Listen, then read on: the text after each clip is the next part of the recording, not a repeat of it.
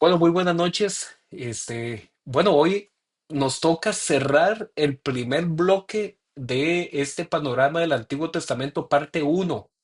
Entonces, esta cuarta sesión nos ayuda a cerrar lo que sería este primer módulo. ¿Cuándo abrimos el segundo módulo?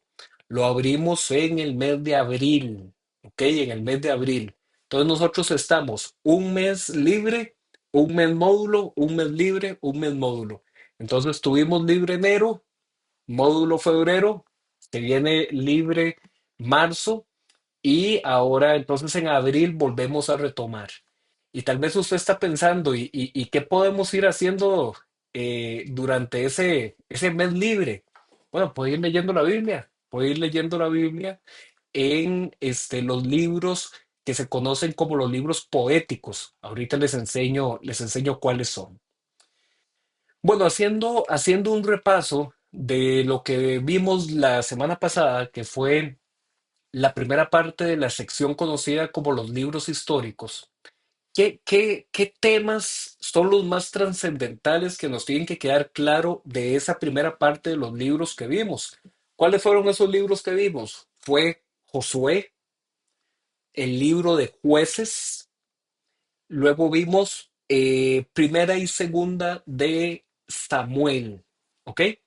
Y por ahí vimos también el libro de Ruth, que el libro de Ruth se ubica en la sección conocida como la época de los jueces. Ahí se ubica la historia de Ruth. Entonces estuvimos viendo esos libros la semana pasada y de manera general lo que nos tiene que quedar más claro es que en esos libros vimos lo que fue la entrada del pueblo. ¿Cuál pueblo? El que había sobrevivido durante los 40 años en el desierto, cómo ellos entran, logran poseer la tierra cananea y logran distribuirse a lo largo de esa tierra cananea. Vimos que cuando ellos recibieron su parte de la tierra, cada uno se fue a trabajar la tierra y se olvidaron del pacto con Dios. Y eso nos pasa a nosotros mucho en la vida, ¿verdad? Oramos y oramos y oramos por una bendición, la que sea, un trabajo, una oportunidad de estudios, la salud o etcétera. Y cuando la recibimos de parte del Señor, como que entonces nos olvida un poco seguir dependiendo del Señor, ¿verdad? Entonces eso le pasó a este pueblo y entonces ellos se fue cada quien a su tierra, cada quien a lo suyo. Y entonces el pueblo, la identidad que tenían como pueblo durante esos años en el desierto, donde dice la escritura que todos caminaban juntos, cuando la columna de nube en el día se movía, que todos ellos caminaban juntos. Esa identidad se perdió. Ya ellos no eran un pueblo que caminaba juntos, ahora era un pueblo de tribus segmentadas en diferentes tribus.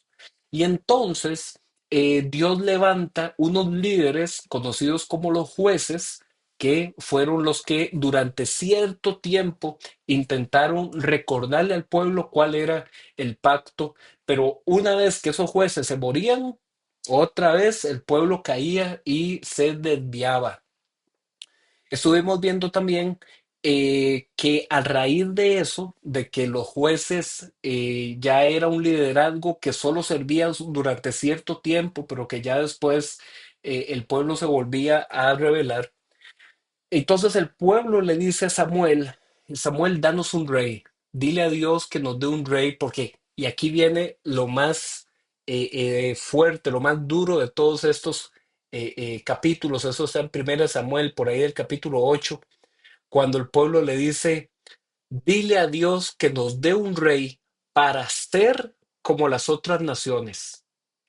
Todo el Antiguo Testamento, de ahí para atrás, insistía que tú no serás como las otras naciones, sino que serás un pueblo santo, porque yo soy santo, dice Jehová. Y que ustedes tienen que ser un pueblo de reyes y sacerdotes. Decía, no se mezclen con los otros pueblos, con las otras naciones. Ustedes llegarán a una tierra de donde fluye leche y miel y no deben aprender las costumbres de esos pueblos, costumbres por las cuales son echados de la presencia de Jehová. Todas esas advertencias ellos las habían recibido, pero de pronto ellos le dicen a Samuel que Dios nos dé un rey porque queremos ser como las otras naciones. O sea, esta gente no había entendido, no había entendido. Y entonces así se da la formación de la monarquía, siendo el primer rey Saúl. A Saúl le tocó enfrentarse mucho contra los filisteos, pero nunca logró dominar por completo el ataque de los filisteos. Saúl recibe una orden por medio del profeta Samuel y la orden era, tienes que ir y acabar con Moab, y él deja vivo al rey y deja vivo lo mejor de sus animales. Entonces a partir de eso, Samuel se le presenta y le dice, hoy, así como tú has desobedecido, hoy el reino se te será quitado. Y entonces ahí se unge a David. David sería entonces el segundo rey eh, que tendría Israel. Y a partir de ahí, el segundo libro de Samuel termina donde el reino se divide, eh, en los descendientes de David como reyes del sur y otros líderes comienzan a ser gobernantes en las tribus del norte. Y ya a partir de ahí el reino se dividió. Eso fue lo que vimos la semana anterior. Eh, Hoy, como les dije, ya vimos Josué, Jueces, Ruth y Primera y Segunda de Samuel. Hoy vamos a hacer un repaso sobre la segunda parte de estos libros históricos que nos quedaban, ¿verdad? Que es Primera y Segunda de Reyes, Primera y Segunda de Crónicas, Esdras, Nehemías y Esther. Y vean que con estos cinco libros, bueno, cinco bloques, estaríamos cerrando la sección que se conoce como los libros históricos. Entonces, ¿qué vamos a ver en la segunda parte de este módulo? Vamos a ver los libros poéticos y sapienciales. ¿Qué son estos cinco libros? El libro de Job, que lo estamos estudiando, ¿verdad? Leyendo los domingos en la iglesia, el libro de los Salmos, el libro de Proverbios, Eclesiastés y Cantares. Si usted quiere aprovechar bastante el tiempo durante el mes de marzo y prepararse para llegar al módulo de abril bien fogueadito, yo le aconsejo que pueda leerse durante ese mes Proverbios, Eclesiastés y Cantares. Que se pueda leer esos tres. ¿Por qué Job y Salmos quizás no? Bueno, porque es que son libros mucho más largos, ¿verdad? Son libros mucho más largos. Los Salmos es bastante largo. Entonces quizás en un mes no le daría chance de leerse todos los cinco, pero si se pueden leer Proverbios, Eclesiastés y Cantares, excelente. Sería de grandísimo provecho. Y lo otro que vamos a ver en ese siguiente módulo tiene que ver con los libros proféticos, ¿verdad? Que son esos 17 libros que tenemos ahí en la lista. Entonces, segundo módulo arranca en abril y en ese módulo vamos a ver libros poéticos y libros proféticos. ¿Por qué los agrupamos juntos de esta forma? Porque vamos a ver que todos estos libros tienen una característica que es un tipo de redacción con géneros literarios. Y vamos a ver un poquito de eso, digamos que en el Antiguo Testamento hay dichos, refranes, hay poesía, hay relatos míticos, hay una serie, digamos, de elementos que los profetas usaban para ilustrar sus ideas, ¿ok? Entonces, eso, libros poéticos y libros proféticos, lo vamos a ver en el mes de abril.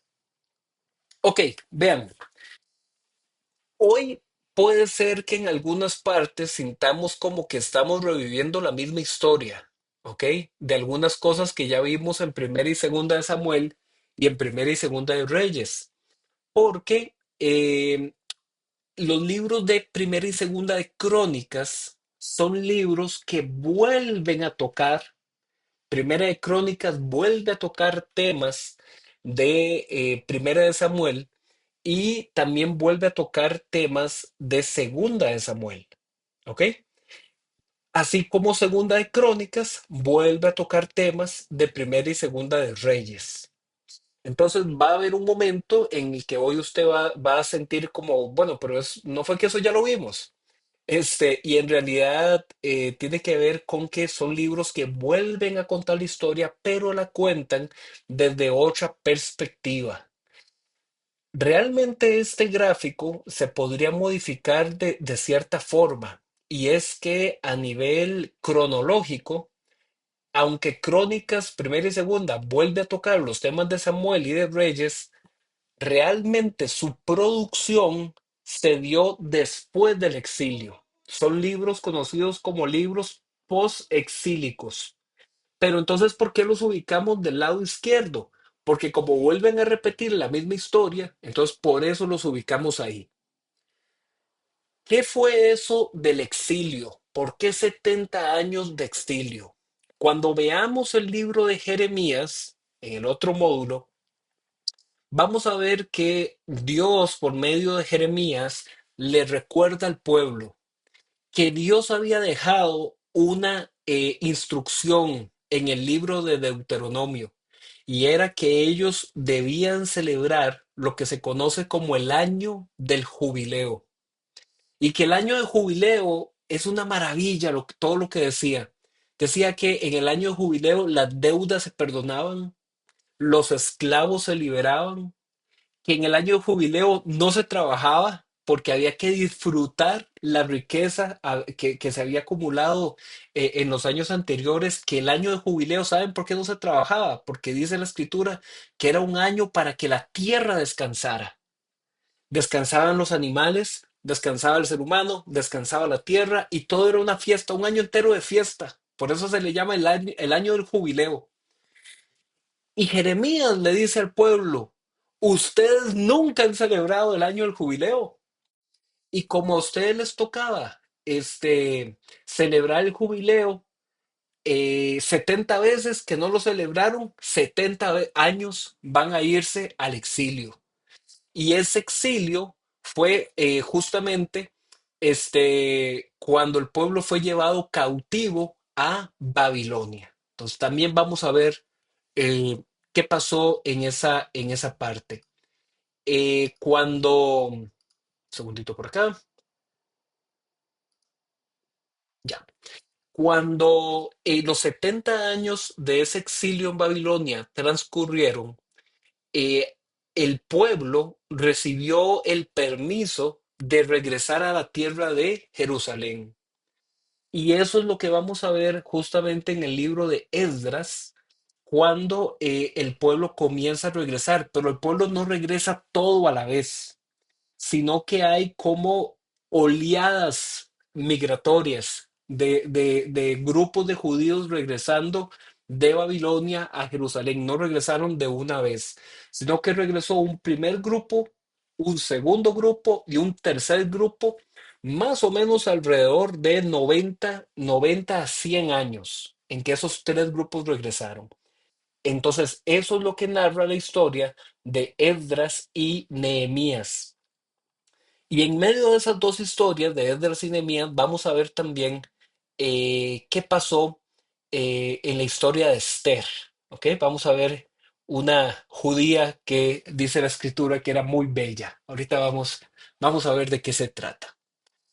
Cuando comparamos lo que se narra en los libros de Samuel, lo que se narra en los libros de Reyes, y lo comparamos con ese rengloncito de abajo donde dice Primera y Segunda Crónicas, lo que tenemos que tener en cuenta es que tanto el libro de Samuel como Primera y Segunda de Reyes son libros que incluyen la vida de las principales obras, tanto de los reyes del norte como de los reyes del sur.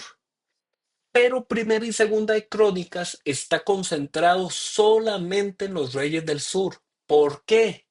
Porque los reyes del sur son la línea descendiente de David.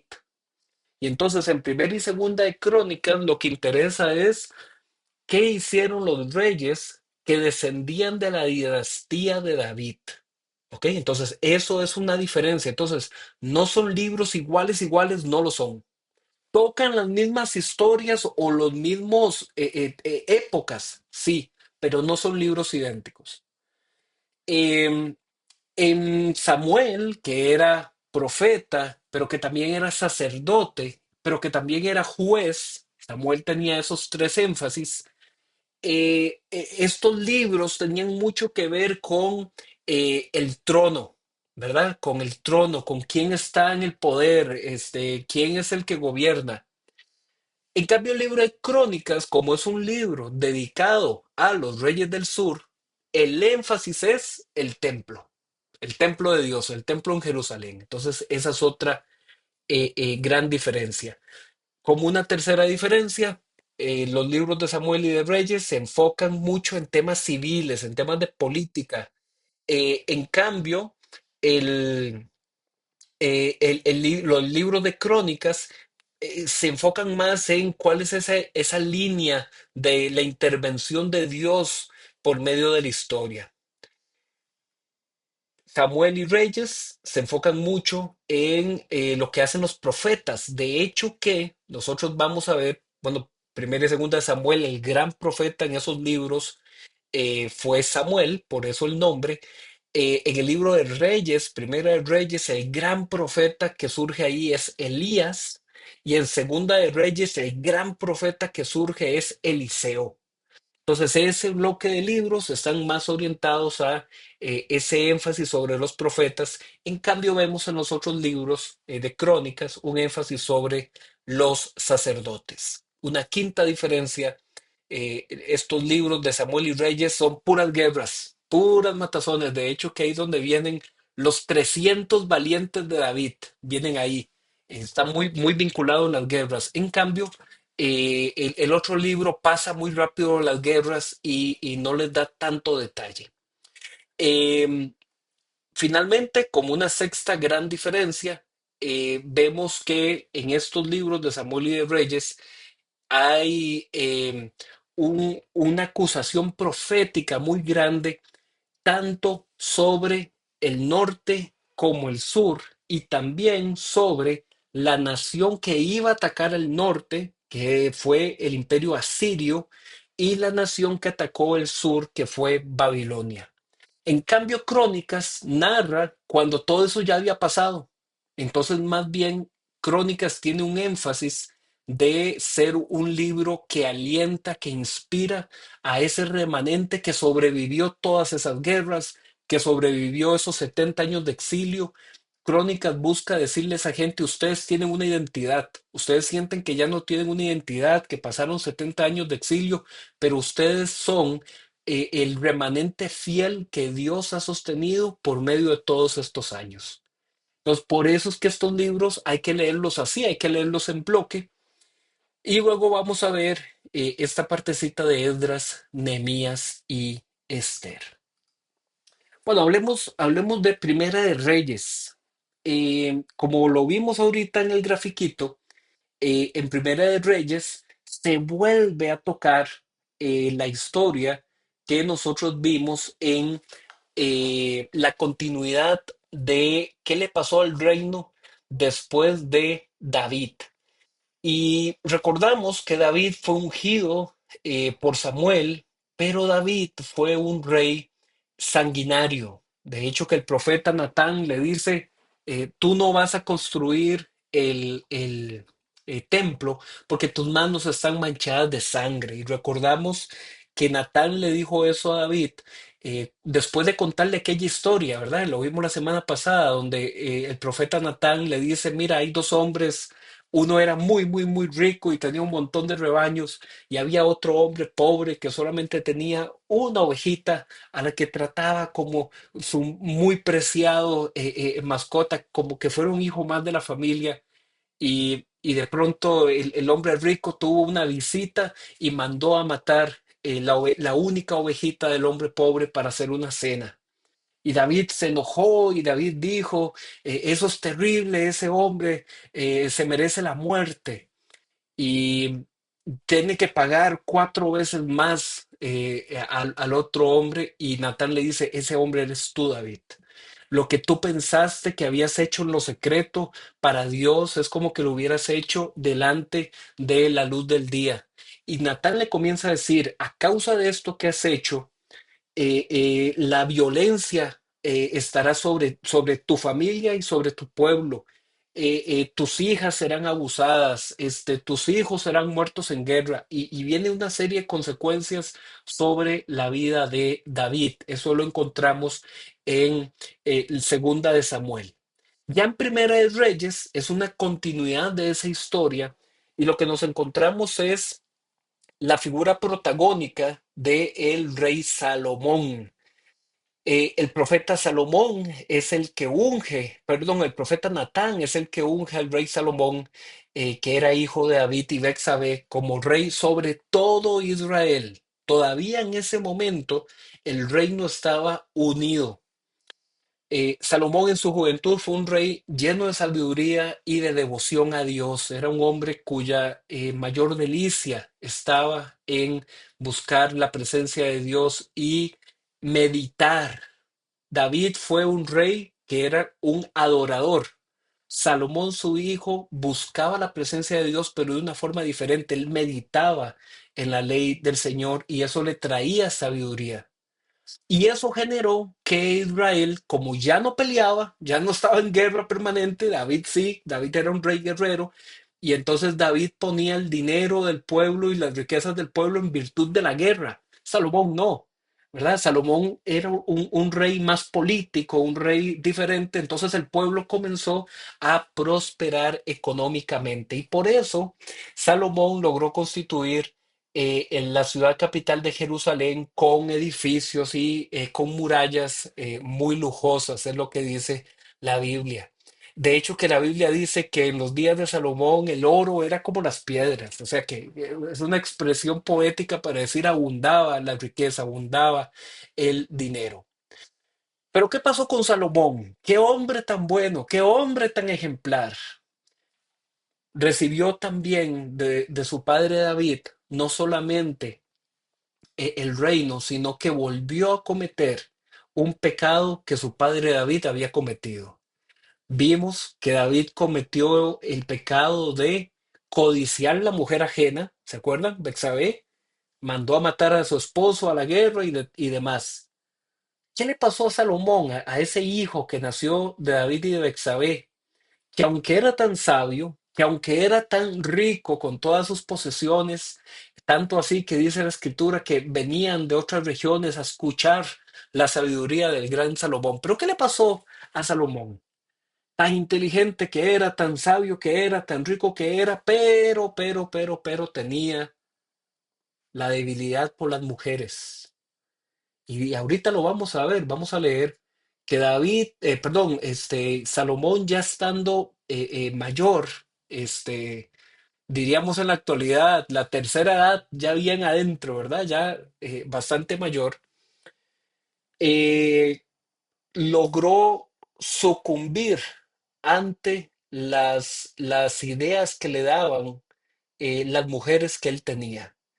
¿Y por qué le daban esas ideas? Porque eran mujeres extranjeras, mujeres de otras tribus, de otras naciones que adoraban ídolos. Y esas mujeres hicieron que Salomón no solamente adorara a esos ídolos, sino que les construyera templos. ¿Se lo imaginan, mis hermanos? El gran rey Salomón, el hombre sabio, el que llevó a cabo la construcción del templo de Jerusalén, también edificó templos a ídolos.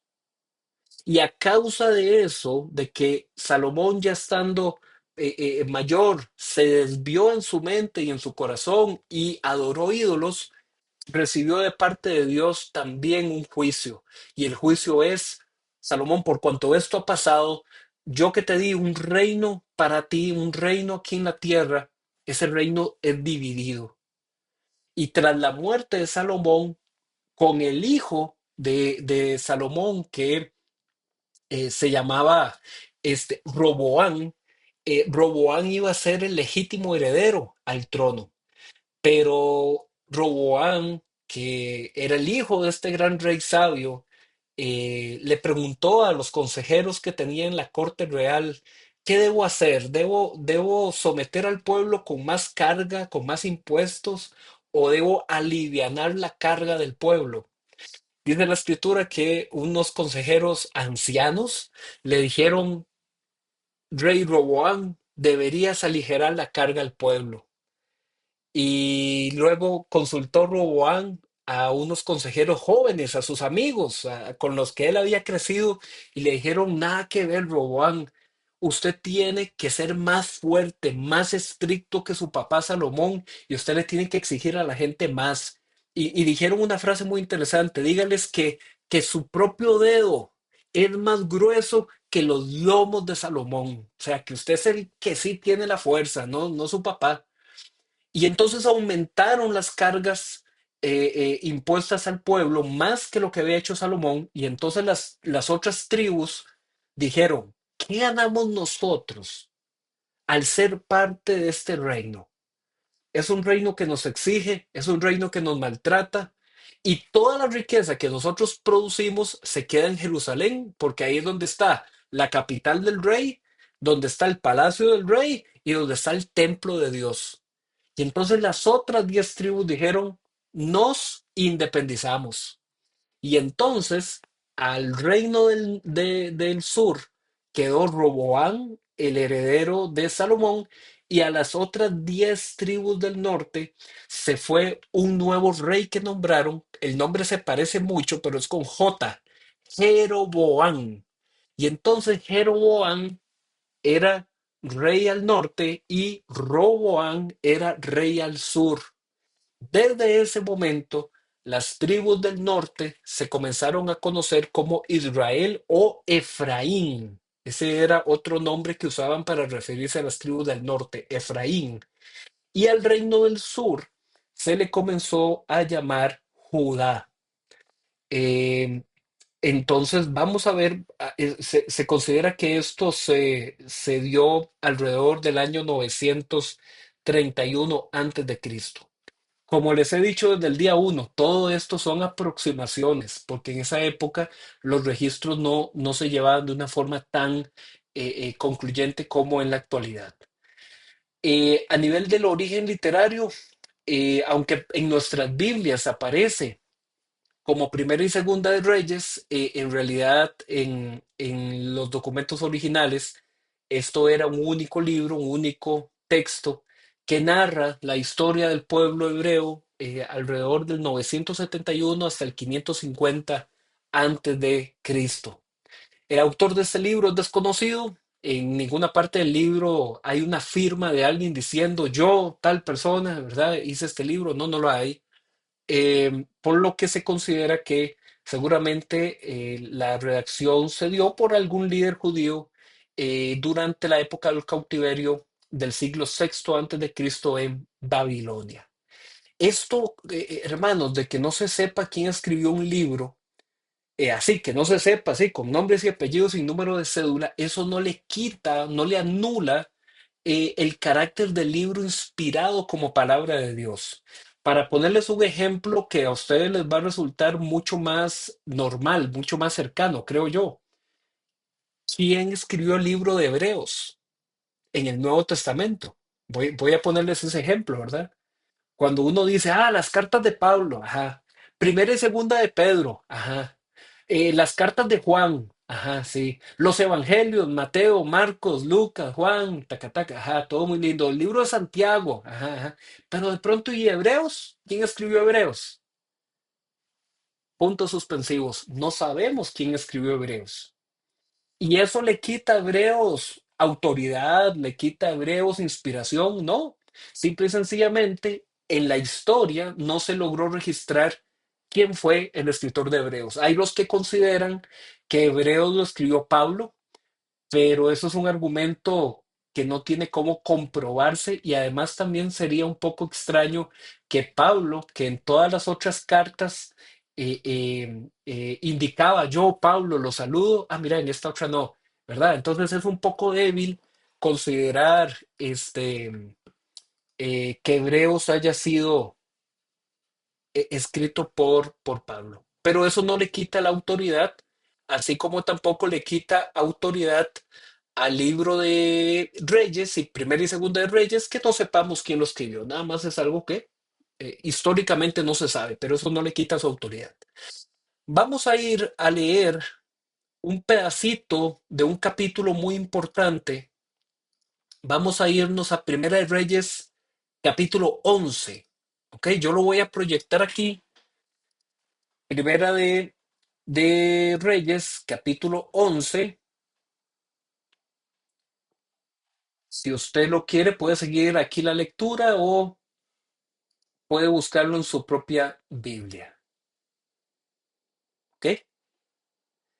Primera de Reyes, capítulo 11. Vea lo que dice. Vea el titulillo, vea lo que dice. Las mujeres de Salomón. Ah, título interesante.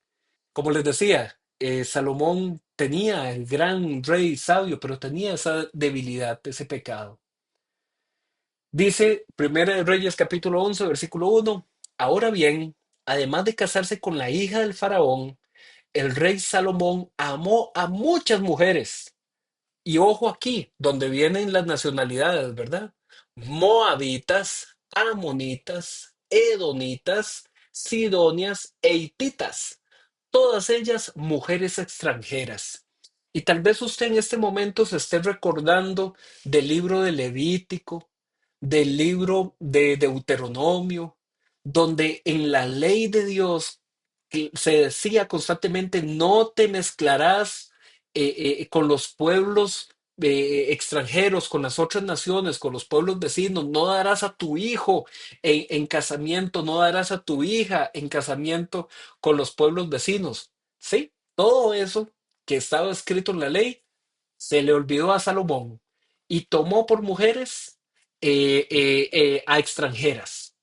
Versículo 2 que dice que procedían de naciones de las cuales el Señor había dicho a los israelitas, no se unan a ellas, ni ellas a ustedes, porque de seguro les desviarán el corazón para que sigan a otros dioses. Con tales mujeres se unió Salomón y decidió amarlas. Tuvo 700 esposas que eran princesas y 300 concubinas. Todas estas mujeres hicieron que se desviara su corazón. Ustedes, cada uno, aquí ustedes no necesitan a un intérprete de la Biblia, cada uno de ustedes muy fácilmente puede imaginarse e interpretar lo que este versículo está diciendo.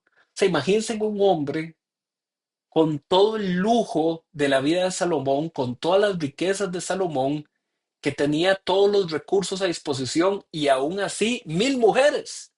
Claramente la vida de ese hombre ya era un desenfreno. O sea, ya él se había desviado. Y vean qué interesante lo que dice. Dice, había decidido amarlas. Ya Salomón aquí, su corazón se había desviado. En efecto, versículo 4. Cuando Salomón llegó a viejo, sus mujeres le pervirtieron el corazón, de modo que él siguió a otros dioses con D minúscula, estamos hablando de ídolos, a otros dioses, y no siempre fue fiel al Señor su Dios, como lo había sido su padre David. Por el contrario, Salomón siguió a Astarte, diosa de los sidonios, y a Moloc, el detestable dios de los amonitas, ¿verdad? Aquí en los cuadritos viene como otros comentarios respecto a la traducción. Por ejemplo, aquí dice que hay otra traducción que dice, su corazón no fue perfecto con el Señor su Dios como el corazón de su padre David. Esto es lo que significa estas nubecitas, que son otras posibilidades de traducción. Entonces, vean lo que dice de Salomón. Se pervirtió en su corazón y se entregó a adorar a Astarte y a Moloc, que mis hermanos, estos eran de los dioses ídolos, dioses falsos más detestables en el Antiguo Testamento, y el gran Salomón los adoró. Versículo 6. Así que Salomón actuó mal ante el Señor y no permaneció fiel a él como su padre David.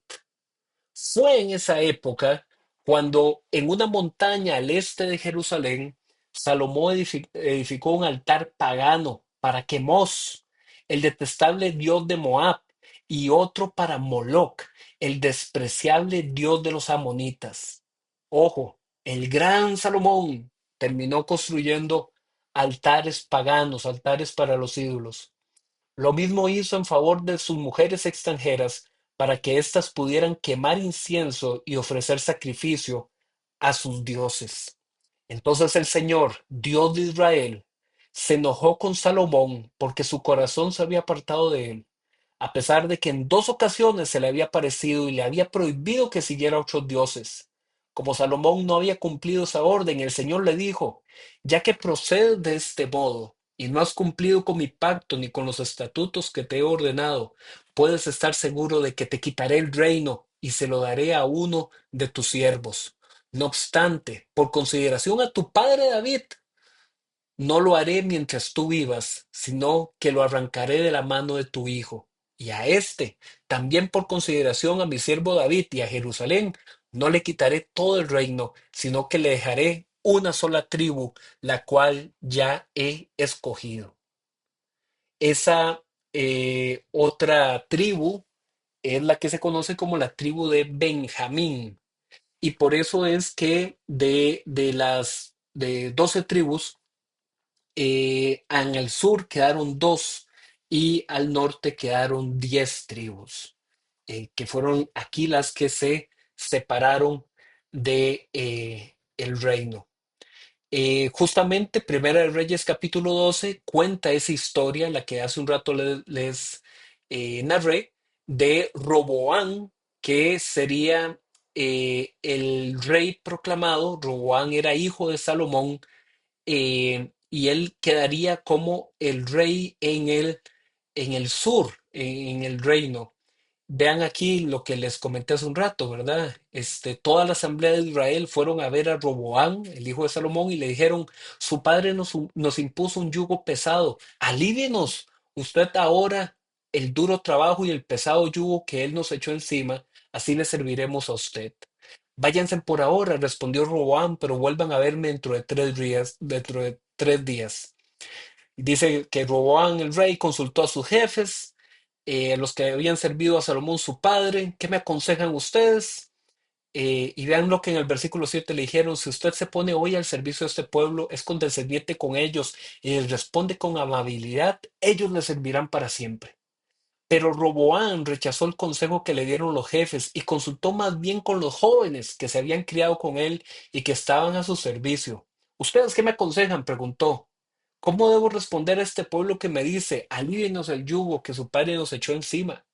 Aquellos jóvenes que habían criado con él contestaron: este pueblo le ha dicho a usted: su padre nos impuso un yugo pesado, hágalo usted más ligero. Pues bien, respóndales de este modo: mi dedo meñique es más grueso que la cintura de mi padre. Lo que hace un rato les dije, ¿verdad? Mi dedo es más grueso que los lomos de Salomón. Si les impuso un yugo pesado, yo les aumentaré la carga, y si él los castigaba a ustedes con una vara, yo lo haré con un látigo.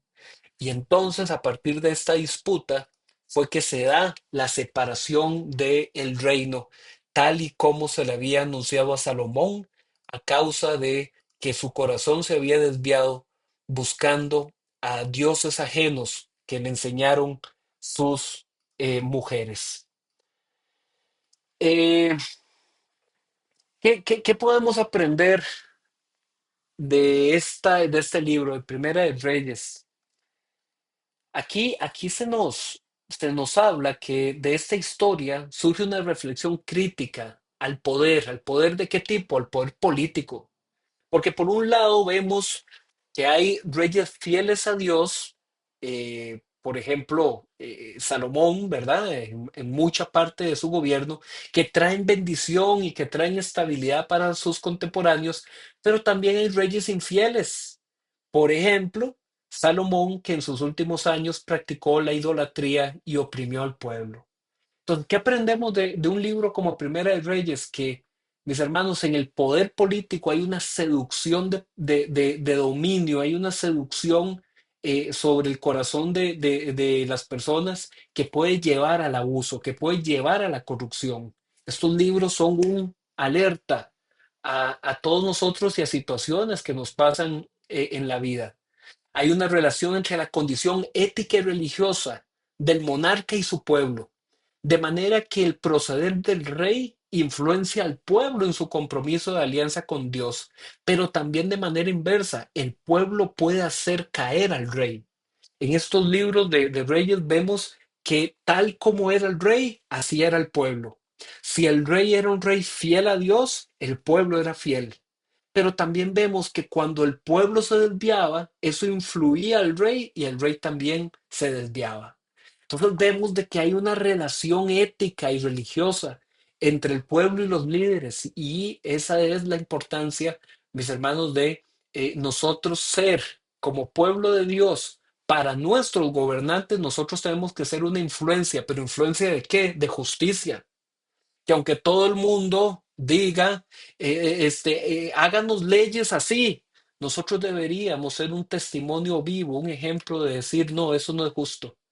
Puede todo el mundo ponerse de acuerdo y decir que esa ley es buena, pero nosotros a la luz de la palabra de Dios vemos que ahí no hay justicia, por más que todo el mundo esté puesto de acuerdo. El pueblo cristiano está llamado a ser entonces un pueblo que exalta los valores del reino de Dios, no un pueblo que se acomoda a cómo es la sociedad. Y con esto no me refiero que a la forma de vestir o que a la forma de la ropa o la comida o eso. No, no es eso a lo que Dios nos llama, sino a ser radicales en el modelo del reino de Dios, en los valores del reino de Dios. En eso tenemos nosotros que más bien ser una influencia hacia los demás sobre todas las autoridades. Por eso es que Jesús decía, ustedes son la luz del mundo y la sal de la tierra. Pues nosotros tenemos un compromiso de testimonio. En esta época, el templo y su sistema de sacrificios se convierten en un punto fundamental de la religión hebrea, hecho que tiende hacia la superficialidad del rito en vez de provocar la fe en el simbolismo del rito. ¿Qué fue lo que pasó? Que ya con un templo, el templo de Salomón, la mentalidad del pueblo cambió, porque de aquí para atrás el pueblo ofrecía sacrificios, ofrecía ofrendas, pero no había un templo con un sistema religioso de sacrificios. Una vez que surge el templo con Salomón, entonces ya la gente comenzó a tener un cambio en su relación y entonces ya era cumplir con el rito, en vez de entender cuál es el simbolismo que había detrás del rito. ¿Y cuál es ese simbolismo? De que la muerte de ese animalito es el simbolismo de lo que yo debería sufrir. Yo debería sufrir esa muerte por mi pecado, pero en vez de eso, otro está muriendo. Ese simbolismo se pierde porque ya la gente comienza a convertirse más religiosa, más religiosa. Pero la voz viva de Dios se hace presente por medio de los profetas. Aquí comienza, ¿verdad? Como vimos, Natán comienza y luego aparece en Segunda de Reyes, aparece Elías. Esa voz viva de Dios que se hace presente por medio de los profetas, quienes son los portadores de palabras de arrepentimiento, de enseñanzas que reinterpretan el pacto con Dios como un compromiso único que se aleja de toda idolatría. Bueno, eso fue Primera de Reyes. Qué librazo, es un librazo. Ojalá que lo puedan leer después de estas sesiones, que lo puedan volver a leer los que ya lo leyeron. Ahora, ¿qué pasó en Segunda de Reyes? Segunda de Reyes también es un libro sumamente importante porque aquí se ve a la larga qué pasó. Ok, ya me contaste que el reino se dividió, que al sur quedaron los descendientes de David y Salomón y que al norte fueron poniendo otros y otros y otros gobernantes. Pero ¿qué pasó? Bueno, que en el norte, de plano, el pueblo se desvió por completo. Ya dejaron de ir al sur, dejaron de ir al templo, ya se pervirtieron a nivel de su enseñanza, de su doctrina, tanto así que terminaron ellos construyendo otro templo en su tierra, al norte, y pusieron becerros de oro ahí y los terminaron adorando. Y lo que pasó fue que eh, el pueblo terminaría en el norte, las tribus del norte terminarían siendo destruidas a causa del imperio asirio. Eso lo vamos a ver en Segunda de Reyes capítulo 17. ¿Y qué pasó con el reino del sur? Que también fueron destruidos y llevados a cautiverio, pero por el reino de Babilonia. Entonces, en Segunda de Reyes, lo que vemos es que ese pueblo que estaba dividido, por aparte, primero los del norte y luego los del sur, fueron destruidos y también llevados al cautiverio. Aquí fue donde surge la figura del profeta Eliseo, que eh, lleva la batuta después de lo que fue su maestro Elías, como parte de esos profetas que llamaban al pueblo una y otra vez que dejaran la idolatría, primero Elías y luego Eliseo. Eh, Vamos a ir a leer estos dos capítulos que son muy, muy importantes. Segunda de Reyes, capítulo 17. Voy por aquí compartiendo para que podamos leer juntos. En Segunda de Reyes, capítulo 17, vamos a ver entonces lo que fue eh, la destrucción del pueblo en el año 721 antes de Cristo. Hubo reyes, por eso el libro se llama así, Primero y Segundo de Reyes. Hubo reyes algunos buenos, pero la gran mayoría de reyes eran perversos. Y hay una frase que se repite una y otra vez en este libro de Reyes, que la frase dice, y entonces el rey, el nombre del rey, decía, hizo lo malo delante de los ojos de Jehová, o hizo lo malo delante de la presencia de Jehová. Ese hacer lo malo era la idolatría, tanto propia de ellos como permitirla en el pueblo, la idolatría. Algunos reyes venían y querían destruir los altares de los ídolos, pero mayoritariamente eran reyes que habían hecho lo malo delante de Dios. Y vamos a ver por aquí, dice en el año 12º del reinado de Acaz, rey de Judá, es decir, al sur. Oseas, hijo de Elá, comenzó a reinar en Israel. Entonces vean que aquí puso quién era el rey en el norte, quién era el rey en el sur. Dice que reinó en Samaria 9 años. Samaria era la capital del reino del norte. Así como Jerusalén era la capital del reino del sur, Samaria era la capital del reino del norte.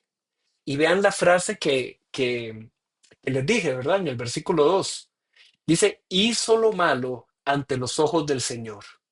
Aunque no tanto como los reyes de Israel que lo habían precedido. Ah, bueno, fue malo, pero no tanto como otros, pero bueno, igualmente hizo lo malo delante del Señor. Salmanasar, rey de Asiria, atacó a Oseas, lo hizo su vasallo y le impuso un tributo.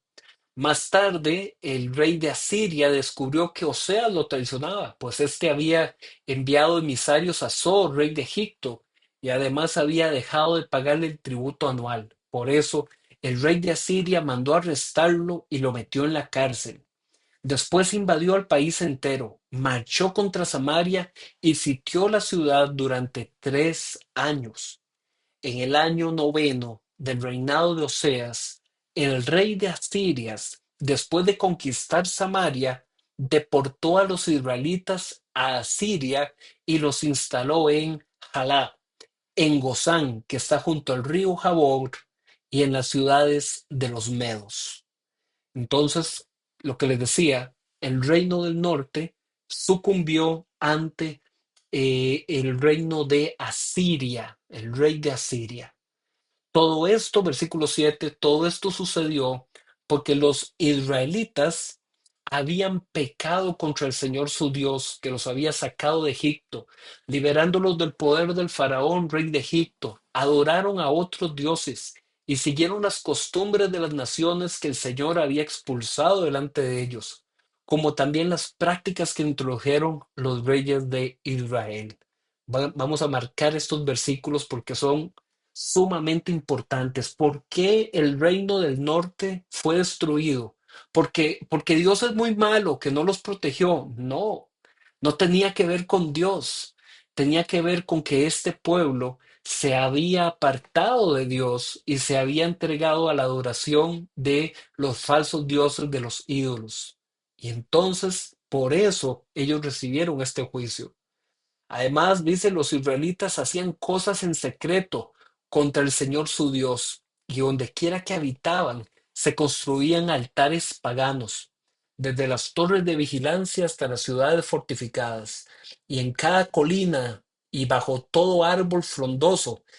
Otras versiones dicen en los lugares altos, ¿verdad? Eso es una palabra para referirse a los lugares donde ellos hacían esos altares paganos. En cada colina o lugares altos y bajo todo árbol frondoso, erigieron piedras sagradas e imágenes de la diosa Aserá. Otra vez aparece esta diosa que era una ídolo. En todos los altares paganos quemaron incienso, siguieron el ejemplo de las naciones que el Señor había expulsado delante de ellos. Fueron tantas las maldades que cometieron que provocaron la ira del Señor. Rindieron culto a los ídolos, aunque el Señor se lo había prohibido categóricamente. Por eso el Señor dio esta advertencia a Israel y a Judá por medio de los profetas y videntes. Vuélvanse de sus malos caminos, cumplan mis mandamientos y estatutos, obedezcan todas las leyes que ordené a sus antepasados y que les di a conocer a ustedes por medio de mis siervos, los profetas. Ellos desobedecieron eso, eh, y por eso vino el castigo. Por eso dice el versículo 14: con todo no hicieron caso, sino que fueron tan tercos como lo habían sido sus antepasados, que no confiaron en el Señor su Dios. Rechazaron los estatutos y mandatos del Señor y el pacto que él había hecho con sus antepasados. Se fueron tras ídolos inútiles, de modo que se volvieron inútiles ellos mismos, y aunque el Señor lo había prohibido, siguieron las costumbres de las naciones vecinas, abandonaron todos los mandamientos del Señor su Dios y se hicieron dos ídolos fundidos en forma de becerro y una imagen de la diosa Aserá. Se postraron ante todos los astros del cielo y adoraron a Baal. Sacrificaron en el fuego a sus hijos e hijas, practicaron la adivinación y la agorería. En fin, se entregaron a hacer lo malo ante los ojos del Señor, provocando así su ira. Por tanto, el Señor se enojó mucho contra Israel y lo arrojó de su presencia. Solo quedó la tribu de Judá. Pero aún Judá dejó de cumplir los mandamientos del Señor su Dios y siguió las costumbres que introdujo Israel. Por eso el Señor rechazó a todos los israelitas, los afligió y los entregó en manos de invasores hasta que los arrojó de su presencia. Cuando él arrancó de la familia de David a los israelitas, estos hicieron rey a Jeroboam, hijo de Nabat.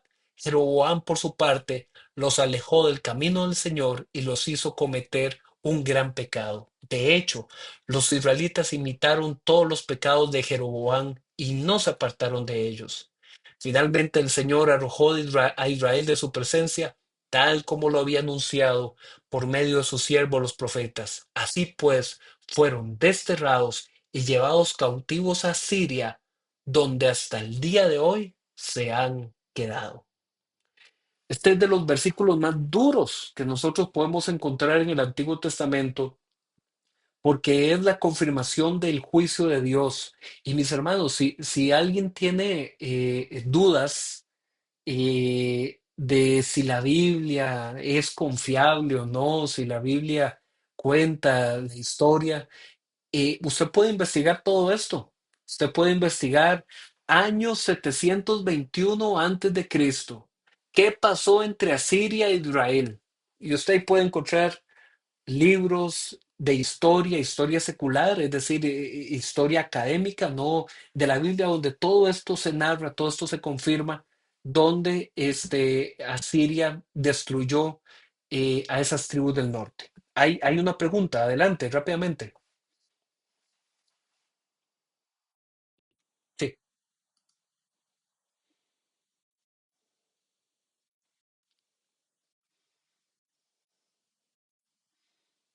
¿Usted qué cree?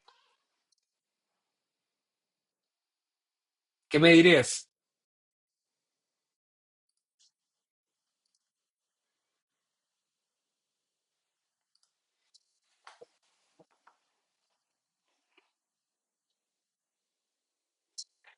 Pero, siga.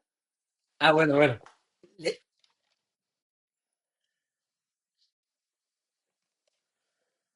Eso, muy bien, muy bien. Gracias, Marito. Ese último punto, ahí puedes desconectar el micrófono para que no se meta el eco.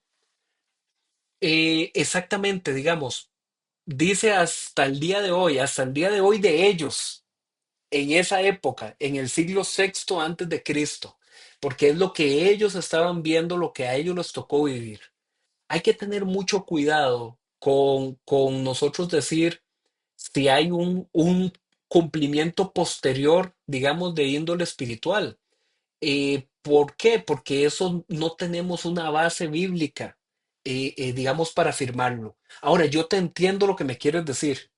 Yo entiendo que efectivamente una persona o una sociedad cautiva por la idolatría, cautiva por todas estas formas de pecado, efectivamente es como si fuera gente que está desolada hasta el día de hoy. O sea, yo entiendo y es correcto afirmarlo, pero lo que no es exacto es que digamos que entonces se sigue cumpliendo la palabra de Asiria en contra de Israel. Hay que tener cuidado en eso porque esto fue algo histórico que pasó. Y lo que nos refleja es que el pueblo de Israel en su infidelidad fue destruido. ¿Por qué digo que hay que tener cuidado con esto? Porque eh, muchas veces en la historia, voy a ponerles un ejemplo rápido, porque por tiempo no quiero detenerme mucho aquí. Vean, en la historia, eh, en la Edad Media, cuando llegaron los reformadores en el siglo XVI, los reformadores, como Lutero, Zwinglio, Calvino y todos esos reformadores, ellos leían el Nuevo Testamento y ellos decían, el Papa es el anticristo, el Papa es la bestia. Y para ellos así era, porque ellos leían una interpretación espiritual de lo que veían en la Biblia. Bueno, pasaron los años y después otros decían, no, es Stalin, ¿verdad? Es Stalin. Y otros decían, no, es Hitler. Después pasaron los años y otros decían, no, es Saddam Hussein. No, es Osama Bin Laden. ¿Me explico a dónde quiero llegar? Digamos, mucha gente puede agarrar y entonces leer un versículo y decir que esto se cumple en X o Y persona, pero qué raro, ¿cuántos cumplimientos tiene la Biblia? Entonces, para nosotros lo más correcto no es tanto como afirmar que se cumple, sino más bien cuál es el principio de enseñanza que aprendemos. Y eso sí se mantiene. Ese principio de enseñanza, ese sí se mantiene, pero nosotros tenemos que entender primero, el contexto original y luego el contexto actual, ¿verdad? Eso es lo que va primero. Muy buena pregunta. Quisiera profundizar más, pero por tiempo, lo podemos ver en otro momento para no quedarme. Pero la respuesta corta, Marito, se refiere a la época de ellos, a lo que ellos vivieron en el Antiguo Testamento, pero de eso sí podemos aprender principios que nos sirven a nosotros hoy para aprender a darnos cuenta cuáles son las consecuencias de la idolatría. ¿Ok? Leamos Segunda de Reyes capítulo 25, porque hace un rato en el capítulo 17 lo que leímos fue la desolación que trajo a Siria al reino del norte. Pero ¿y el reino del sur qué? Los benditos de Jehová, los escogidos de Dios, nada les pasa. No, vamos a ver qué pasó, ¿verdad? Hace un rato les dije que la historia de Segunda de Reyes, capítulo 17, se ubica alrededor del año 721 antes de Cristo. Esta historia de Segunda de Reyes, capítulo 25, se ubica alrededor de el 586 antes de Cristo. Vean que habían pasado una importante cantidad de años. Y dice así: en el año noveno del reinado de Sedequías del sur, ¿verdad? A los 10 días del mes décimo, Nabucodonosor, rey de Babilonia, marchó con todo su ejército y atacó Jerusalén. Acampó frente a la ciudad y construyó torres de asalto a su alrededor. La ciudad estuvo sitiada hasta el año undécimo del reinado de Sedequías. A los 9 días del mes cuarto, cuando el hambre se agravó en la ciudad y no había más alimento para el pueblo, se abrió una brecha en el muro de la ciudad, de modo que aún los babilonios la tenían cercada. Todo el ejército se escapó de noche por la puerta que estaba entre los dos muros junto al jardín real. Huyeron camino al Arabá, pero el ejército babilonio persiguió al rey Sedequías hasta alcanzarlo en la llanura de Jericó. Sus soldados se dispersaron, abandonándolo, y los babilonios lo capturaron. Luego lo llevaron ante el rey de Babilonia, que estaba en Riblá. Allí Sedequías recibió su sentencia. Ante sus propios ojos degollaron a sus hijos y después le sacaron los ojos. Lo ataron con cadenas de bronce y lo llevaron a Babilonia. A los 7 días del mes quinto del año 19 del reinado de Nabucodonosor, rey de Babilonia, su ministro Nabuzaradán, que era el comandante de la guardia, fue a Jerusalén y prendió fuego al templo del Señor. Recordemos que el templo del Señor era el lugar donde ellos consideraban que ahí estaba la presencia real de Dios, ahí en medio del pueblo, y fue destruido ahí por este ministro del ejército de Nabucodonosor. Dice que le prendió fuego al templo del Señor, al palacio real y a todas las casas de Jerusalén, incluso a todos los edificios importantes. Entonces todo el ejército de los babilonios bajo su mando derribó las murallas que rodeaban la ciudad. Además, Nabuzaradán, comandante de la guardia, deportó a la gente que quedaba en la ciudad, es decir, al resto de la muchedumbre y a los que se habían aliado con el rey de Babilonia.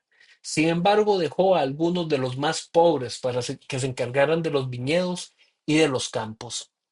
Los babilonios quebraron las columnas de bronce, las bases y la fuente de bronce que estaban en el templo del Señor y se llevaron el bronce a Babilonia. También se llevaron las ollas, las tenazas, los cortapabilos, la vajilla y todos los utensilios de bronce que se usaban para el culto.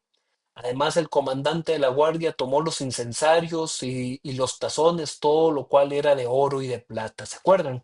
Todos esos materiales tan finos que se narran en los libros anteriores, todo eso se lo llevaron, lo saquearon y destruyeron todo. El bronce de las columnas, de la fuente, de las bases que Salomón había hecho para el templo del Señor, era tanto que no se podía pesar. Cada columna medía 18 codos, que dice aquí aproximadamente 8 metros, ¿ok?, de altura. El capitel de bronce que estaba encima de cada columna medía 3 codos, dice por aquí aproximadamente 1,40 m de altura, y estaba decorado alrededor con una red y con granadas de bronce. Las dos columnas tenían el mismo adorno. Y de aquí en adelante lo que comienza es a mostrar toda la gente que se fueron llevando y a toda la gente que tomaron presa. Entonces, en este capítulo, que es el último capítulo de Segunda de Reyes, se narra toda la destrucción del templo del Señor. Aquí voy a subrayar este versículo que es el más importante de este capítulo. Cuando Nabucodonosor envió a prender fuego al templo del Señor y a toda la ciudad en Jerusalén. Entonces vemos que vino el juicio no solamente a las tribus del norte, sino también a las tribus del sur. Y eso es lo que encontramos en Segunda de Reyes. ¿Qué podemos aprender? ¿Qué podemos aprender de lecciones de Segunda de Reyes? Em, por ejemplo, que en el reino del sur la idolatría se introdujo por medio de alianzas comerciales que buscaban garantizar la seguridad económica, mientras que en el sur la idolatría tuvo que ver con las desviaciones éticas y religiosas. En ambos casos, el destino de la infidelidad a la alianza con Dios resultó en la muerte y destrucción. La tierra que había sido prometida a los patriarcas, a Abraham, a Isaac, a Jacob, ahora era perdida por los descendientes, quienes mantuvieron la vigencia de la religión solo a un nivel intelectual, pero no en el compromiso radical de una vida consagrada a recibir y transmitir la bendición del Señor, la bendición de Dios. Wow, ¿verdad? ¿Qué libros? Eh, Primera y Segunda de Reyes nos muestran que aún este pueblo que se consideraba el pueblo elegido, el pueblo que nunca se iba a desviar, vimos que llegó otra generación que permitió que poco a poco la idolatría se encargara de ir provocando que el pueblo se desviara. Ahora, con Primera y Segunda de Crónicas, no me voy a detener tanto porque, como lo dije al principio, eh, se repite los temas de la historia que ya conté de Primera y Segunda de Samuel y Primera y Segunda de Reyes. Quisiera tal vez irme a un pasaje en Segunda de Crónicas que, que se me hace muy importante que repasemos. Primera de Crónicas repite, por así decirlo, la historia de David. Aquí lo podemos ver aquí con la distribución de los capítulos clave. En Primera de Crónicas, los primeros 8 capítulos tienen que ver con la genealogía de las tribus, de dónde vienen las tribus. Los capítulos del 9 al 21 tienen que ver con el reino de David.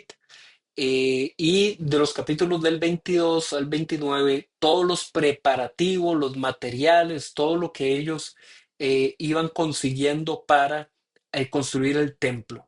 Y en Segunda de Crónicas, de los capítulos del 1 al 9, vemos el reinado de Salomón. Y yo quisiera que en esa sección, después de los capítulos del 10 al 36, lo que viene es la historia de los diferentes reyes de Judá, pero quisiera que vayamos a un versículo de Segunda de Crónicas, capítulo 7, para que veamos un suceso ahí con Salomón bastante interesante. Un segundito.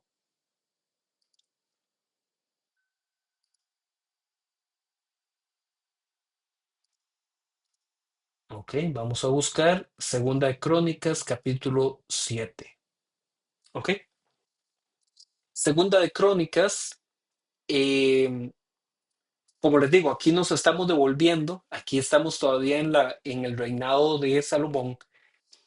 Y fue cuando Salomón terminó este, la construcción del templo y como lo pueden ver ahí con el título, la dedicación del templo, fue cuando ya finalmente Salomón le dice, ¿verdad? Señor, ven aquí y llena este lugar, llena este templo.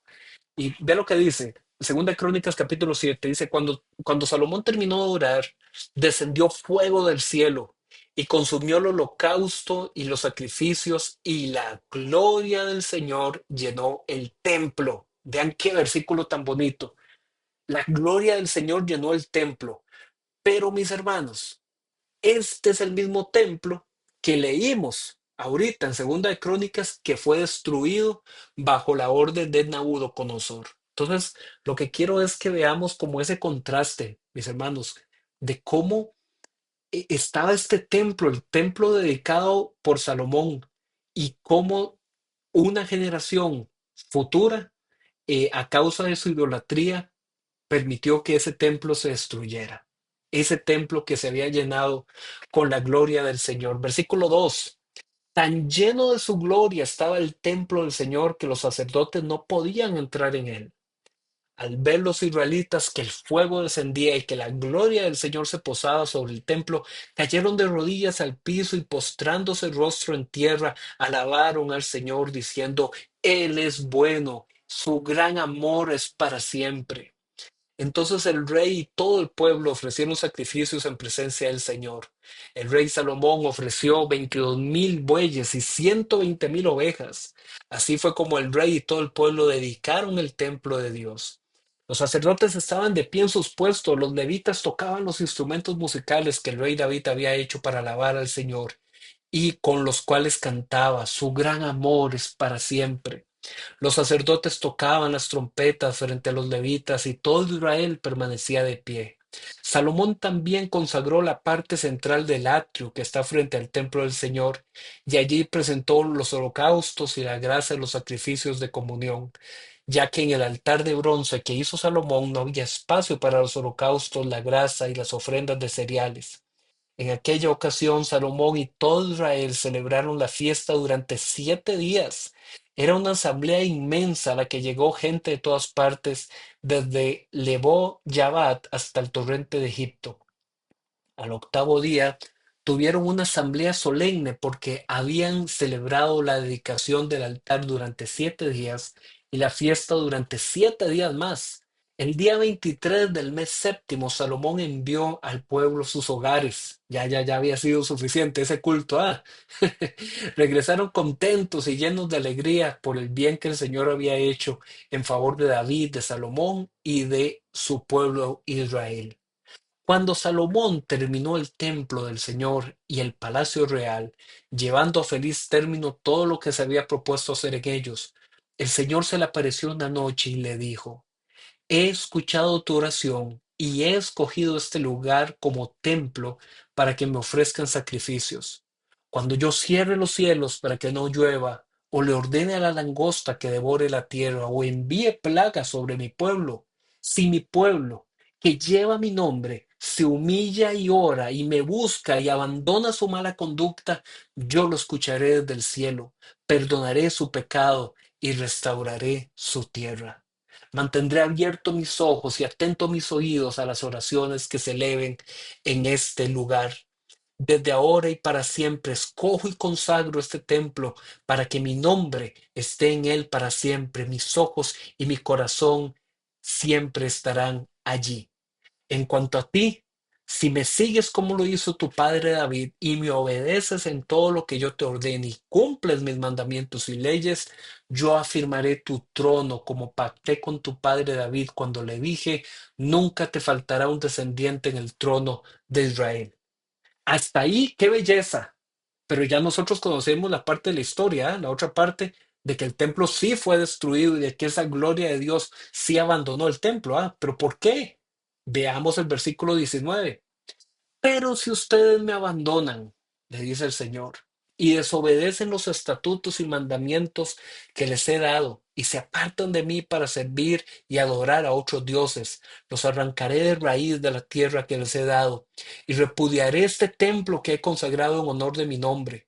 Entonces los convertiré en el objeto de burla de todos los pueblos, y aunque ahora este templo es imponente, llegará el día en que todo el que pase frente a él quedará asombrado y preguntará, ¿por qué el Señor ha tratado así a este país y a este templo?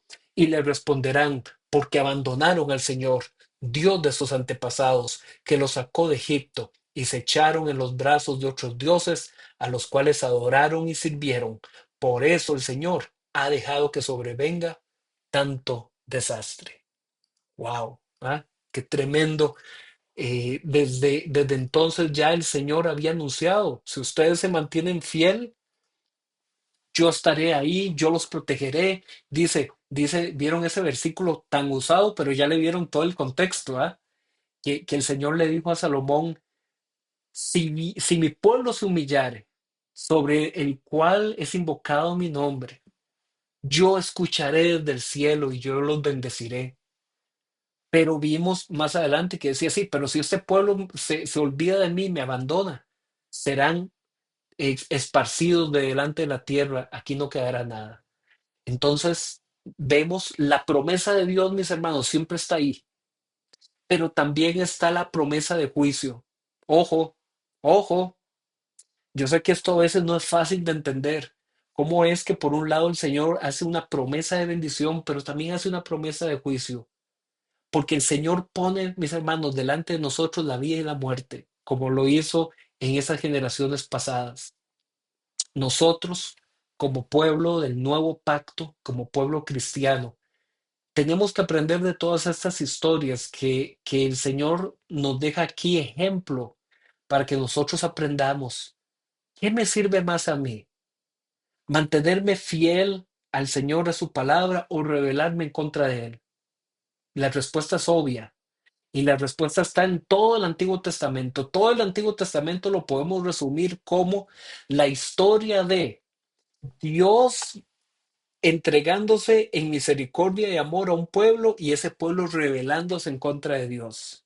Pero en medio de ese ir y venir, encontramos que el Señor nunca ha dejado a su pueblo totalmente abandonado, que siempre le ha mantenido profetas, quien le han dicho a ese pueblo, vuélvete a Dios, escoge a Dios, siempre. Y siempre ha habido un remanente fiel. Claro, yo ahorita estoy escogiendo estos versículos que son muy, muy importantes y de gran lección, pero siempre, siempre, siempre el Señor ha mantenido un remanente fiel, siempre. En medio de la infidelidad, el Señor mantiene un remanente fiel. Y eso es una gran lección para nosotros, de que todo el mundo puede ir en una línea, que si usted sabe que esa línea es incorrecta, te va a tocar ir en la otra línea, aunque sea muy duro, aunque la gente no lo acepte. ¿Ok? Entonces, termino con esto, la parte de Primera y Segunda de Reyes y Primera y Segunda de Crónicas, que yo espero haberlos motivado de que esos son unos librazos, que a veces uno se puede como desviar un poquito en la parte de las guerras y en la parte de que este rey es hijo de aquel otro rey, taca, taca, pero la gran historia que cuentan es la historia de las tribus del norte y las tribus del sur y cómo por su infidelidad al pacto con Dios terminaron siendo enjuiciadas. Bueno, ¿y qué pasó? ¿Qué pasó en ese juicio? 70 años se fueron al exilio. Y cuando se cumplieron esos 70 años, eh, se le permitió a ese pueblo regresar, ¿ok? Y como el templo se había destruido, que fue lo que ya estuvimos estudiando, todos estos judíos que comenzaron a regresar, pero que comenzaron a regresar en grupos, no regresaron todo de una vez, ellos comenzaron a reconstruir ese templo que había sido destruido. Ese primer grupo que salió de Babilonia y que regresó a Jerusalén, regresaron bajo el liderazgo de Zorobabel. Zorobabel fue el líder de ese primer grupo de judíos que regresaron. Como dice aquí, Zorobabel dirigió un grupo de 50.000 judíos desde Babilonia hasta Judá, pero cuando llegaron tuvieron enemigos que retrasaron la obra por otros 15 años. Cuando volvieron a comenzar, tardaron 4 años más en terminar la reconstrucción del templo.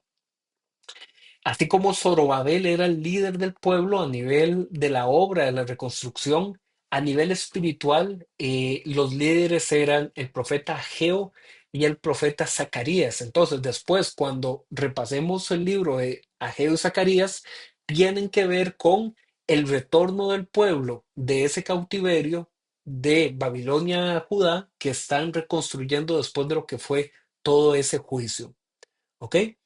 Em, Esdras, ustedes dirán, ¿y qué vacilón? El libro trata sobre Zorobabel y el libro habla de otros, pero el libro se llama Esdras. ¿Por qué el libro se llama Esdras? Porque Esdras fue al que se le atribuye como el autor de este libro. Esdras fue un sacerdote de los grandes líderes reformadores religiosos que tuvo el pueblo de los judíos en el Antiguo Testamento. Esdras, como lo vimos en la primera sesión de este módulo, él le volvió a leer el libro de la ley. ¿Ok? Él sacó el libro de la ley a este pueblo nuevo, a este pueblo que estaba regresando del cautiverio y fue un reformador. Por eso es que este libro lleva su nombre. Entonces, en los primeros 6 capítulos de Esdras, lo que vemos es ese primer grupo de exiliados que regresan y la reconstrucción del templo. Y de los capítulos 7 al 10, lo que encontramos es todas las reformas religiosas que Esdras comenzó a imponer en el pueblo. ¿Qué es como lo más clave que podemos aprender de Esdras? Que se registra la fidelidad de Dios restableciendo al pueblo de Israel a su tierra original. Se registra además la reconstrucción de la ciudad de Jerusalén y de su templo. Estas obras de reconstrucción fueron bajo el liderazgo de Zorobabel, que era el gobernante en Jerusalén. También se tuvo el apoyo de Esdras, que era el sacerdote y maestro de la ley. Y hay otro libro, que es el libro de Nehemías, que cuenta como la continuación de esa historia. Porque lo primero, como ya lo vimos en Esdras, es que se reconstruyó el templo, ¿ok? Se reconstruyó el templo, pero había resistencia, no todo el mundo se ponía de acuerdo y la obra tardó ahí unos 20 años en llevarse a cabo, pero se logró volver a levantar el templo. Luego aparece Nehemías, que fue un hombre que era judío, pero era un judío que había permanecido todavía bajo el reinado de los persas en Babilonia. Y entonces él se encuentra con judíos que ya habían ido a Jerusalén. Y entonces Nehemías, que era el copero del rey, eso significa que era un hombre que trabajaba directo con el rey y que probaba su comida antes de que él la comiera y era un hombre de altísima confianza. Entonces Nehemías le pregunta a la gente, mira, ¿cómo está todo en Jerusalén? Ya todo está como era antes. Y dijeron, no, mira, ha costado, allá hay enemigos y además de ahí nos hace falta plata, así, ¿verdad? Y queremos construir, pero nos hace falta materiales, nos hace falta plata. Entonces Nehemías, que era el copero del rey, que tenía tanta confianza del rey, él le pidió al rey eso, le pidió plata y materiales.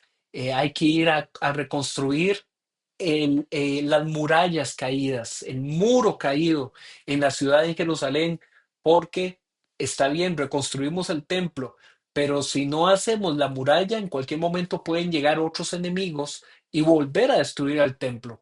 Entonces él pidió madera y metales y materiales para ir a reconstruir el muro. Entonces, en este libro de Nehemías, los primeros capítulos vemos cómo Nehemías regresa a Jerusalén. Del capítulo del 3 al 7 vemos cómo se reconstruye la muralla caída.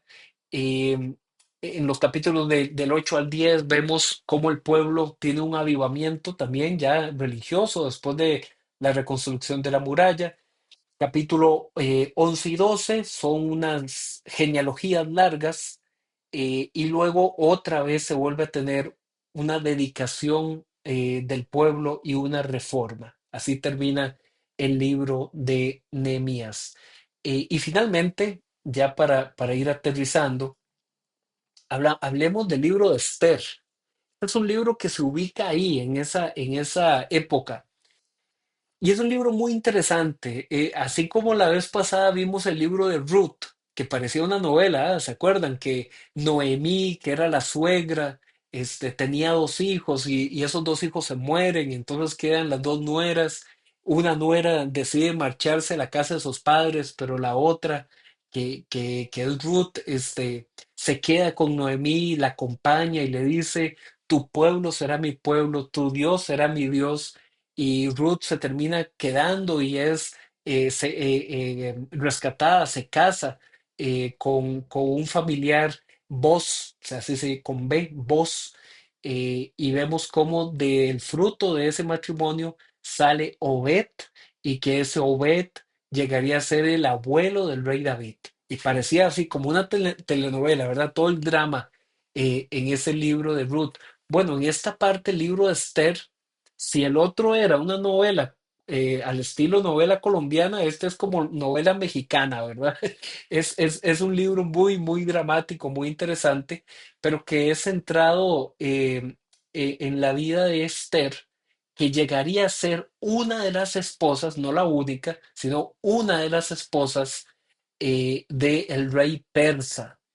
Eh, y Esther ocultó que ella era judía Ella fue seleccionada y tal vez si me da tiempo ahorita, vemos cómo fue seleccionada por su belleza para ser una de las esposas del rey, pero no sabían que ella era judía, que ella era descendiente de esos que habían venido al cautiverio. Este libro se da durante el pueblo, en la época del cautiverio, ¿verdad? Cuando todavía ellos están por allá, en la época de Babilonia y de los persas. Y lo que pasa es que aparece un personaje por ahí, un personaje llamado Amán, que este Amán quiere acabar con los judíos, le caen muy mal los judíos y los quiere matar, y entonces logra convencer al rey de que maten a los judíos. Pero entonces ahí aparece la figura de Mardoqueo, que Mardoqueo, que era judío, él se entera de que hay todo un plan para acabar con los judíos. Entonces él era familiar de Esther y él va donde Esther y le dice, Esther, preséntate delante del rey y pide la intercesión por tu pueblo de los judíos.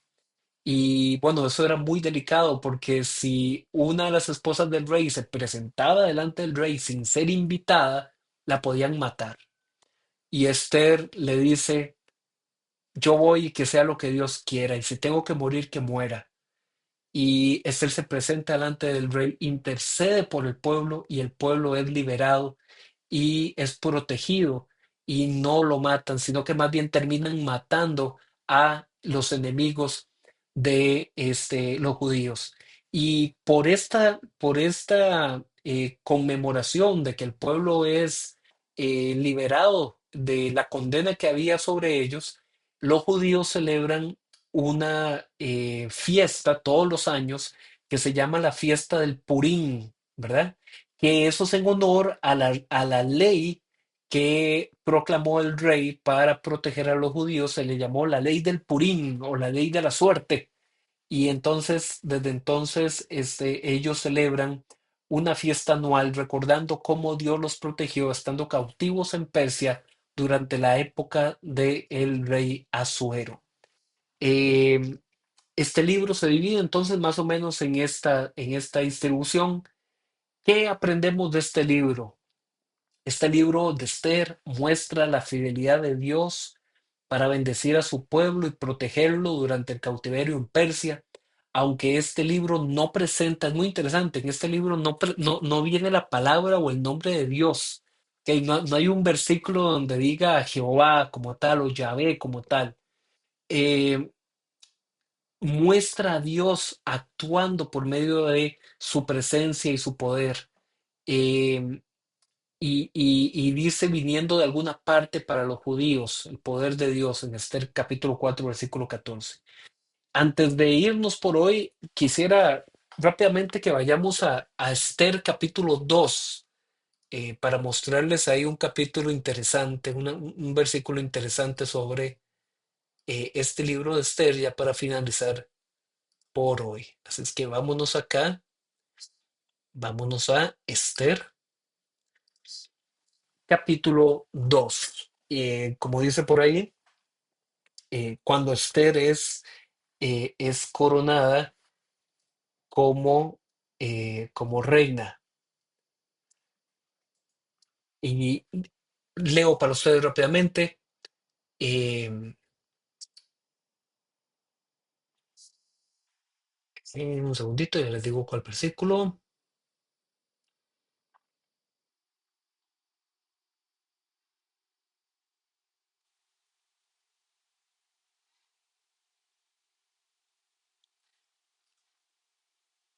Vamos a leer aquí a partir del 12.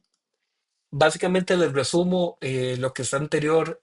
Eh, el rey Asuero hizo como un concurso, como un reinado, por así decirlo, como un concurso de belleza.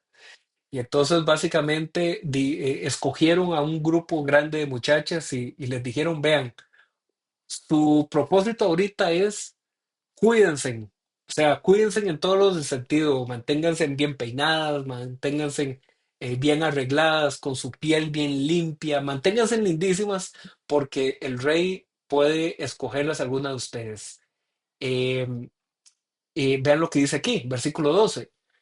Para poder presentarse ante el rey, una joven tenía que completar los 12 meses de tratamiento de belleza ordenados. Ojo, 12 meses de spa, 12 meses de tratamiento de belleza, 6 meses con aceite de mirra y 6 con perfumes y cosméticos.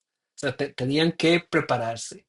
Terminando el tratamiento, la joven se presentaba ante el rey y podía llevarse del harén al palacio todo lo que quisiera. Iba al palacio por la noche y a la mañana siguiente volvía a un segundo harén bajo el cuidado de Sadgás, el eunuco encargado de las concubinas del rey. Y no podía volver a presentarse ante el rey a no ser que él la deseara y la mandara a llamar.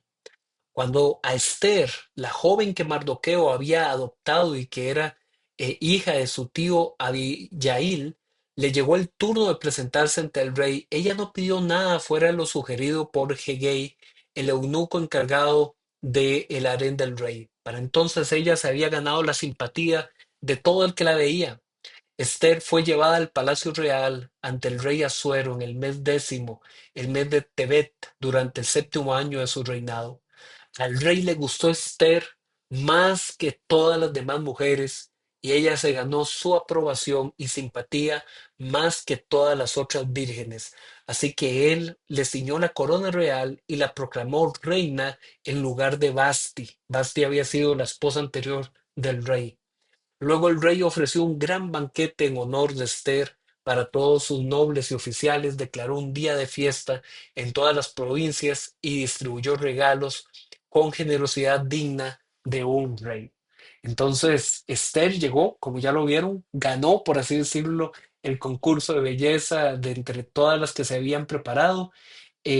Luego aparece este personaje, como les digo, Amán, que él quería destruir y matar a todos los judíos.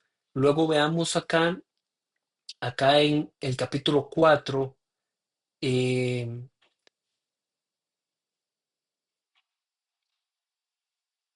versículo por acá, 12. Leo para ustedes, Mardoqueo, que como vimos era el familiar de Esther, él se enteró de que había un plan para matar a los judíos. Dice, cuando Mardoqueo se enteró de lo que había dicho Esther, mandó a decirle, no te imagines que por estar en la casa del rey serás la única que se escape con vida de entre todos los judíos. Si ahora te quedas absolutamente callada, de otra parte vendrá el alivio y la liberación para los judíos, pero tú y la familia de tu padre perecerán. ¿Quién sabe si precisamente has llegado al trono para un momento como este? O sea, le dice Mardoqueo, Esther, no piense de que usted llegó al trono solo por bonita. No, usted está llegando al trono por un propósito y el propósito seguramente es este, de que usted haga algo para interceder y poder proteger al pueblo. Y así pasó. Este, Esther se presentó delante del rey, le habló en favor del pueblo y el pueblo recibió la liberación. Por tiempo no lo voy a leer todos los pasajes claves que encontramos por acá, pero ustedes lo pueden leer por ejemplo aquí eh, en el versículo, en el capítulo 8 versículo.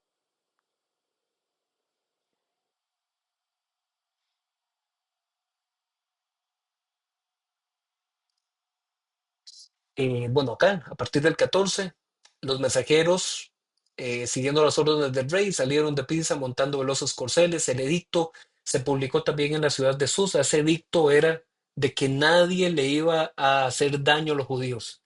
Mardoqueo salió de la presencia del rey vistiendo ropas reales de color azul y blanco, una gran corona de oro y un manto de lino fino color púrpura. La ciudad de Susa estalló en gritos de alegría. Para los judíos, aquel fue un tiempo de luz y de alegría, júbilo y odor. En cada provincia y ciudad a donde llegaba el edicto y la orden del rey, había alegría y regocijo entre los judíos con banquetes y festejos, y muchas personas de otros pueblos se hicieron judíos por miedo a ellos. Ya que Qué interesante. Y en términos generales, mis hermanos, como les digo, la historia de Esther tiene que ver con este momento en que ella había sido elegida como reina y ella intercedió a favor del pueblo de los judíos y fueron rescatados de esa muerte que les iban a dar. Así es que con esto concluimos esta parte de los llamados libros históricos. Como les digo, pues yo quisiera detenerme en más detalles, pero así como un panorama general de qué trata cada uno de estos libros. Descansamos ahorita a partir de esto y nos volvemos a ver en el mes de abril para la parte de los libros proféticos y los libros poéticos. Espero que esto esté siendo de aprendizaje, que lo estén disfrutando y que esto los estimule a seguir aprendiendo la palabra del Señor. Por ejemplo, los capítulos como hoy vimos de segunda de Crónicas. Hay un micrófono, adelante, estamos. Perfecto. Pues hermanos, muchísimas gracias. Yo les aviso con tiempo cuando retomamos.